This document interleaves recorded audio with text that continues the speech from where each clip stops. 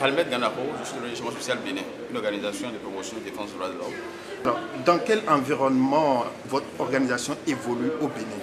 Il faut dire que nous avons l'avantage d'être dans un pays jusque-là démocratique, un état de droit, avec un cadre juridique quand même qui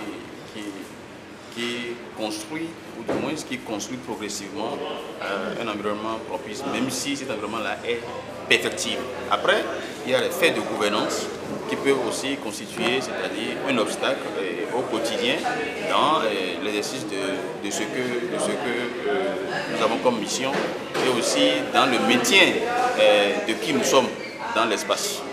Donc vous êtes ici à Abidjan depuis le début de la semaine pour une formation portant sur la mobilisation des ressources des organisations de la société civile. Alors, que pensez-vous que cette formation peut vous apporter dans la conduite de vos activités au Bénin? Je crois que oui, nous avons eu deux grands modules, le module sur la mobilisation des ressources et le module sur la durabilité organisationnelle.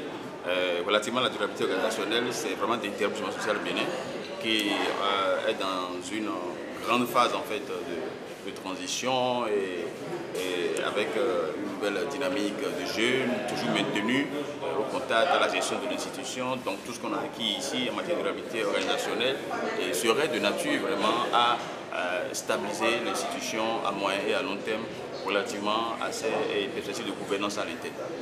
Alors, on a senti que au cours des discussions, il y a des choses qui sont possibles apparemment dans d'autres pays qui ne le sont pas au Bénin. Est-ce que vous pouvez nous expliquer? Oui, il faut dire sur le champ de la mobilisation de ressources. Et tout à l'heure, en panel, c'est revenu encore, même c'est aussi la même chose en Côte d'Ivoire. L'ONG, à but non lucratif, n'est pas dans la poursuite du fait du commerce, elle n'est pas être commerçante.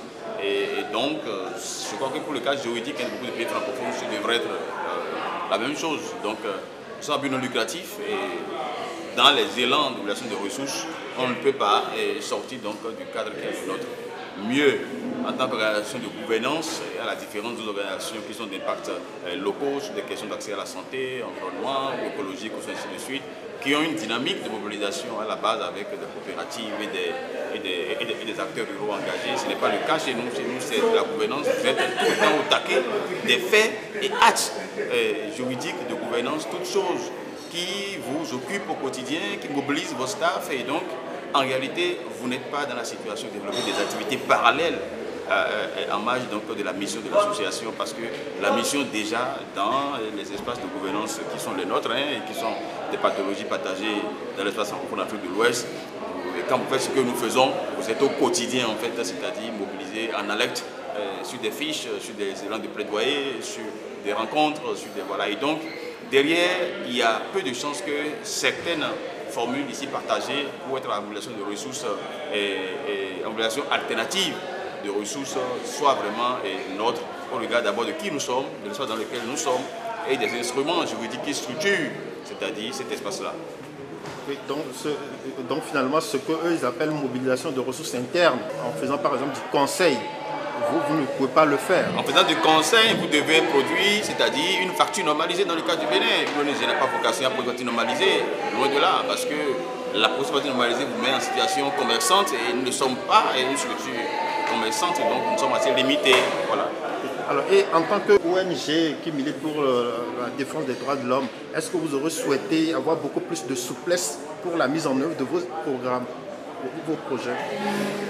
Oui, la souplesse, c'est dans les instruments internationaux, la DUDH, le Pacte international pour la civilité politique, au niveau de l'Agence africaine des droits des peuples, c'est prévu. Les États, par rapport à tout ce que nous faisons, devraient créer un environnement favorable, devraient faciliter. Il s'agit, les droits dont nous jouissons dans l'association sont des droits qui appellent de l'État, une abstention qui appelle de l'État et la mise en place d'un environnement institutionnel et juridique de facilitation favorable à ce que nous existons, à ce que nous puissions travailler. L'État n'a pas vocation en fait, à compliquer la vie à la naissance des associations ainsi qu'à leur fonctionnement. Ça là, c'est d'essence prévu et nous sommes engagés dans les conventions en termes de communauté internationale de valeurs et de principes le Bénin et beaucoup d'autres pays de l'Afrique de l'Ouest francophone ont adhéré à ces instruments-là et dans leur constitution réitéré ça. Et donc, on ne devrait pas avoir un espace, disons, civique restreint. On ne devrait pas avoir des artefacts de gouvernance qui non seulement limiteraient l'avènement ou l'existence de l'ONG, encore moins leur fonctionnement. Et donc, il n'y a pas de plaidoyer à faire là, si ce n'est en fait rappeler en fait aux gouvernants de rester, c'est-à-dire conformes à qui ils ont dit être dans les espaces donc, conventionnels qui postulent pour les droits civils et politiques.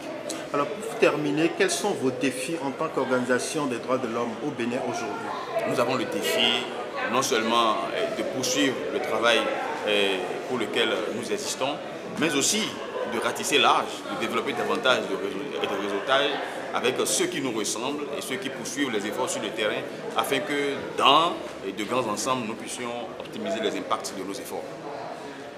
Merci beaucoup.